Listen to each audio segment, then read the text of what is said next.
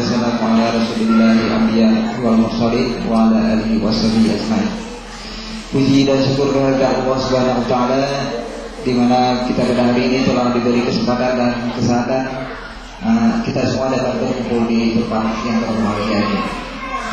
Salawat dan salam kepada junjungan kita Nabi Muhammad SAW yang telah membawa kita dari alam kegelapan ke alam yang terang benderang ini.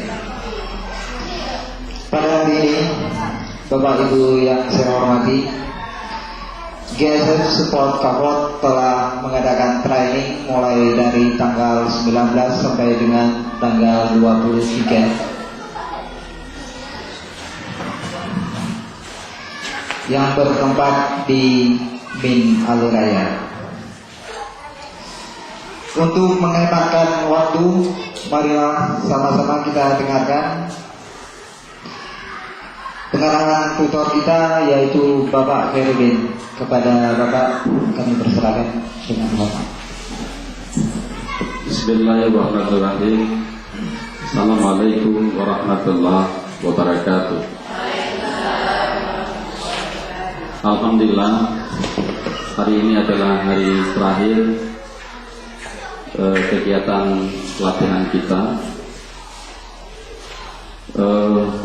Pada kesempatan ini izinkan saya sejenak saja menyampaikan beberapa hal sebagai masukan atau sekaligus sebagai sebuah informasi yang bisa Bapak Ibu sekalian akses, dan saya berharap kiranya informasi ini ada manfaat dan kegunaannya untuk kita masing-masing.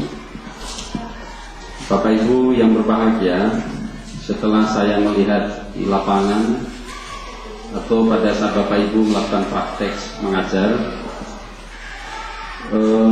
pada prinsipnya secara administratif RPP-nya, rencana pelaksanaan pembelajarannya, sebagian besar secara akumulatif sudah dapat dikatakan baik, walaupun tidak semuanya itu sempurna.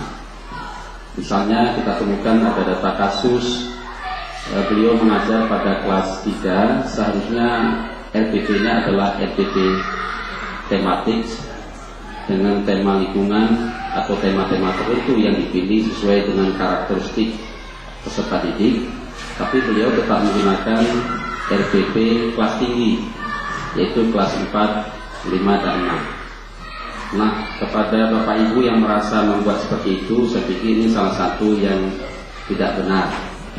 Jadi kepada kelas rendah, kelas 1, 2, dan 3 tetap menggunakan RPP tematik yang dipadukan. Materi itu apa yang kita sebut kemarin kajian interdisipliner yang dikaji antar disiplin ilmu. Dipadu di sini bukanlah dikumpulkan mata pelajaran, indikator bahasa Indonesia, indikator PPKN, indikator matematik yang masing-masing mereka berdiri sendiri. Bukan demikian jadi maksud pembelajaran terpadu.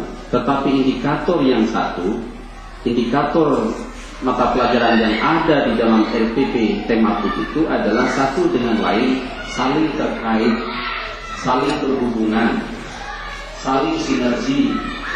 Itulah yang disebut dengan kajian interdisipliner, antar disiplin ilmu. Sebenarnya tidak ada dikotomi yang jelas, tidak ada dikotomi yang jelas karena satu dengan lain saling berhubungan. Dan dalam kondisi yang seperti ini, anak sangat menarik untuk belajar karena belajar belum dipisah-pisah. Itulah salah satu logika asumsi yang digunakan oleh pemerintah, dalam hal ini adalah Departemen Pendidikan Nasional Republik Indonesia, melihat fakta-fakta mimetik dulu bahwa guru senantiasa mengajar secara terpisah-pisah.